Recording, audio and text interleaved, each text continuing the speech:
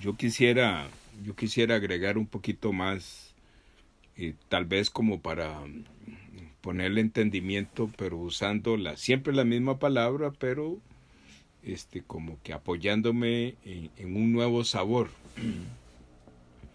Gerardo lo dice muy bien. eh, Ese pensamiento y capturó el corazón del hermano Al. Ese pensamiento que entra ahí, eh, nosotros no tenemos control sobre eso. Y yo quisiera ahondar un poquito ahí. Y, y nada más a ver cómo lo explico un poco. Nosotros, o sea, después de Adán y Eva, nosotros, o sea, a ver, después de que Jehová saca a Adán y Eva del huerto del Edén y empieza la humanidad a crecer, ya nosotros venimos con una condición diferente a cómo fue formado Adán y Eva. Porque Adán fue formado perfecto. Adán no tenía pecado. En él no estaba el pecado. Y en Eva tampoco. Cuando nosotros aparecemos ya afuera del huerto, entonces ya nosotros traemos el pecado. Ya lo traemos. Entonces nosotros aparecemos en una condición de alguna manera de desventaja con respecto a Adán y Eva. Dicho de otra manera, no tenemos la culpa. No tenemos la culpa. Sino que, por ejemplo, Levítico capítulo 4, en el versículo 27, por ahí dice, si alguno del pueblo pecare por yerro, o sea, por equivocación, ¿qué es lo que quiere decir? Que ya en esa escritura de Levítico capítulo 4 ya se muestra la misericordia de Dios. O sea, nosotros pecamos por yerro. O sea, ya venimos defectuosos. Yerro es error. Ya venimos con un error allá adentro. O sea, pecamos por error, pero no error nuestro, sino que fue injertado en nosotros el pecado. Entonces, el pecado se manifiesta de muchas maneras y una de las formas más poderosas que tiene el pecado de manifestarse es en el pensamiento. Es en el pensamiento. Por eso es que nuestro Señor en la Biblia, Él quiere que nosotros conozcamos perfectamente el poder del pecado. Entonces, el poder del pecado, como yo lo he dicho muchas veces, es un poder que el ser humano, si todos los seres humanos, si todos los científicos, si toda la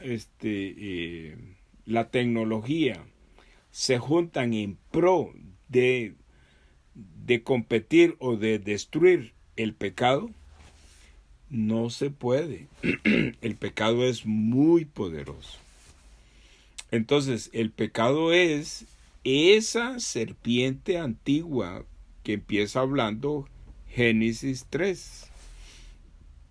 En Génesis 3 comienza nuestro Señor a explicarnos a nosotros que el pecado es la serpiente antigua. O sea, dicho de otra forma, como yo siempre lo digo, los seres humanos pecan delante de Dios. A ver, voy a decirlo correctamente. Este hijo menor, cuando está en la chanchera, él ¿cómo le llamo? El hombre que viene a rescatar la oveja perdida, es que yo hice unos audios acerca de Lucas 15. Entonces Lucas 15 comienza con la parábola de la oveja perdida. Luego sigue con la parábola de la moneda perdida, el dracma. Y luego sigue con la parábola del hijo pródigo. Entonces, en la parábola del de la oveja perdida, dice que un hombre deja 99 ovejas y va detrás de la que se perdió. Y cuando la encuentra, la toma, la carga y la trae a casa, la trae al cielo. Y dice que hay mucho gozo en el cielo cuando un pecador se arrepiente. Entonces, en el hijo pródigo, este hijo menor es la oveja perdida que se va. Y el hombre que viene a buscar esa oveja perdida es Jesucristo. Entonces, este hijo menor está perdido. Él es la oveja perdida. Pero este hombre que es Jesucristo viene a buscarlo. ¿Qué es lo que quiero decirle? Que este hijo menor, cuando está en la chanchera, no está solo. El hombre que la vino a rescatar está a la par. Por eso pone en su corazón las siguientes conversaciones donde él dice: en casa de mi padre hay abundancia de pan. Iré y le diré a mi padre: he pecado contra el cielo y contra Dios.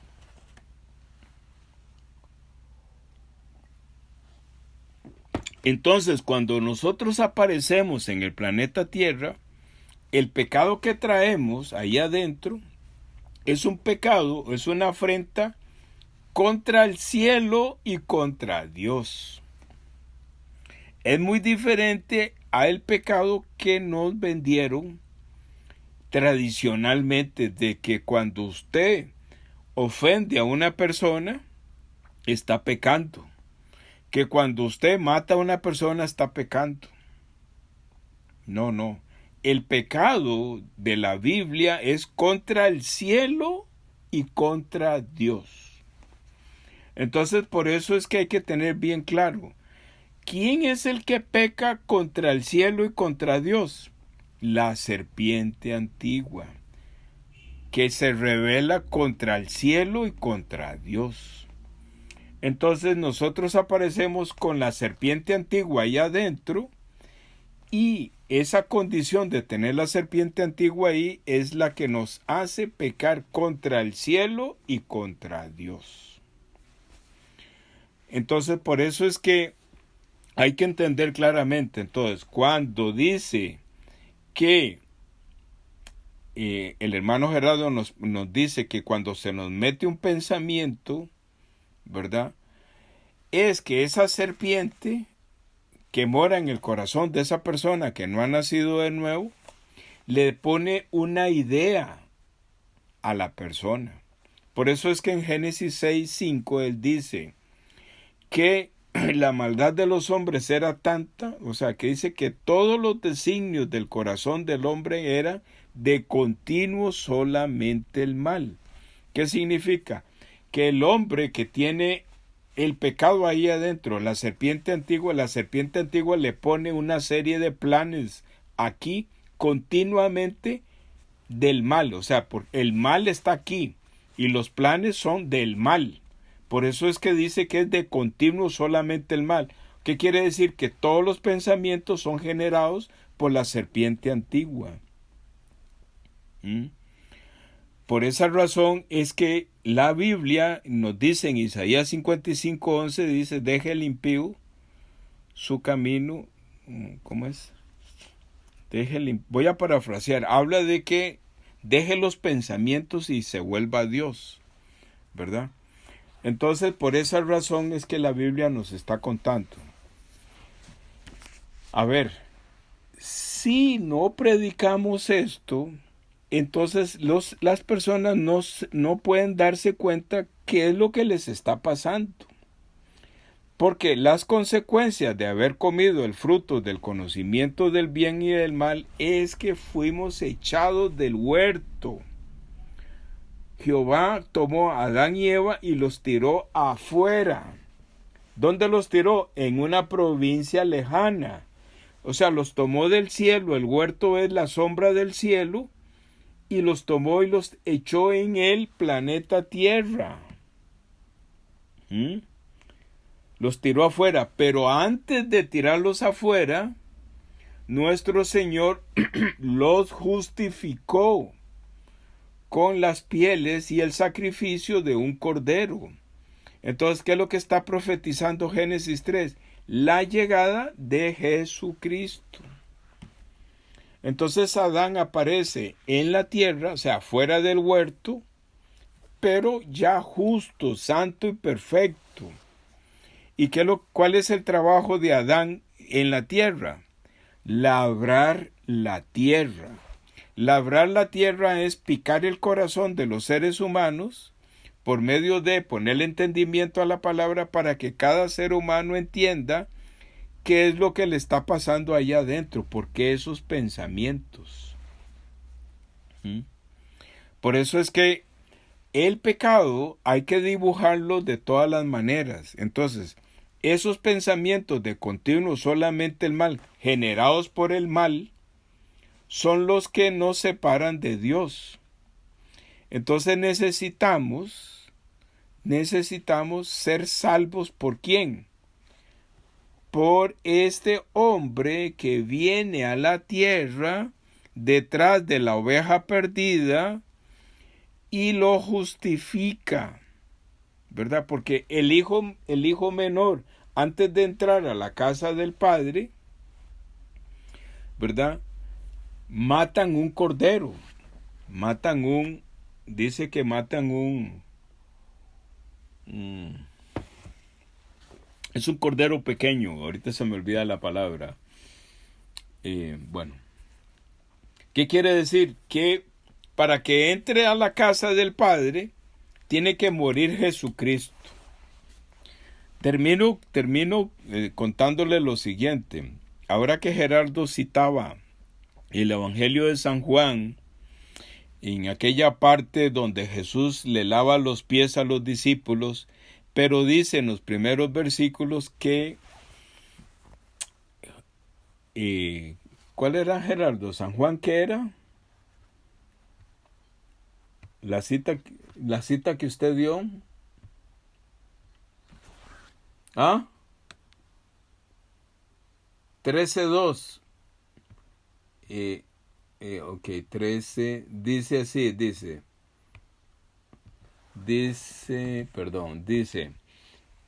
Y cuando cenaban, como el diablo ya había puesto en el corazón de Judas Iscariote, hijo de Simón, que le entregase, ¿verdad?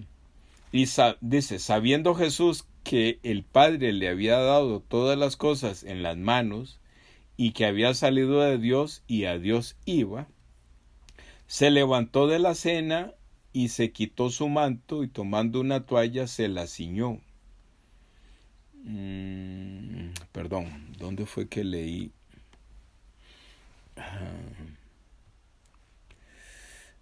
Perdón, déjeme ver un segundo.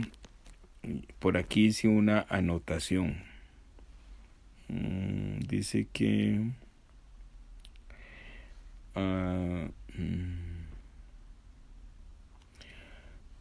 y cuando cenaban, dice, así en el versículo 2, perdón, y cuando cenaban, va qué bonito, Gerardo, es que usted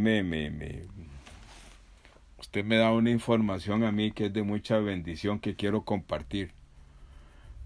Dice que cuando cenaban, o sea, ahí estaban los 12 discípulos, ahí estaba Judas, cenaban, comían. ¿Qué hizo Eva para que entrara el pecado? Comió, cenó.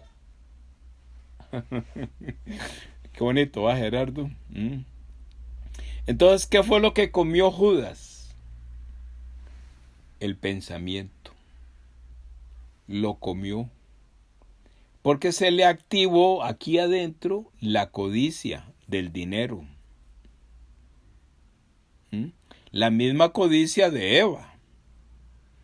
Porque Eva vio el fruto y dice, es codiciable, ¿verdad? Y tomó del fruto y comió. Judas, Satanás, que ya había entrado en él en unos versículos anteriores, le puso a Judas la codicia de el dinero. Y entonces cenaban. ¿Qué cenaba? Cenaban comida. Pero Judas tenía un pensamiento aquí adentro. Lo comió por la codicia de las 30 monedas de plata. O sea que el pecado entró en el mundo por comer. Y Judas, ¿verdad? Teniendo el pecado ahí adentro, actúa. Judas se deja llevar por las voces que le pone Satanás, ¿verdad? Judas es una marioneta y entonces come. O sea, el concepto de cenar, el concepto de comer es satisfacer una gran necesidad. Cuando uno tiene hambre, uno necesita comer algo, ¿verdad? Entonces, cuando uno tiene una necesidad, está enfermo, está qué sé yo, no tiene trabajo, no tiene ropa, o el carro está, el automóvil o el pick-up o la troca, como dicen ustedes, está mala, entonces uno necesita satisfacer eso. Entonces nosotros, desde bebés, lloramos. ¿Y qué hace la mamá? Nos arrima el pezón y comemos y obtenemos satisfacción. Entonces dice que Judas cenaba, o sea, se comió lo que el mal le puso aquí, la codicia del dinero, ¿verdad? Entonces, el caso de Judas, yo soy Judas también. Muchas veces por codicia yo vendo a Jesús. ¿Cómo lo vendo? Siendo nacido de nuevo y conociendo la verdad y teniendo enfrente una persona que Jesucristo me la puso enfrente, me quedo callado. Eso es vender a Jesucristo. Porque codicio más mi tranquilidad y no tener compromisos con esa persona para estar tranquilo en la casa viendo televisión o durmiendo o lo que sea, ¿verdad? Entonces estoy vendiendo a Jesús y no predico. Soy como Judas, ¿verdad? Entonces, pues eso era lo que quería agregar un poquito ahí sobre lo que el hermano Gerardo nos estaba hablando. Voy a parar la grabación aquí para que no se nos haga tan larga. Deme un segundo porque tengo un asistente que dice aquí detener grabación, confirmar. Ahorita ya se fue. Entonces,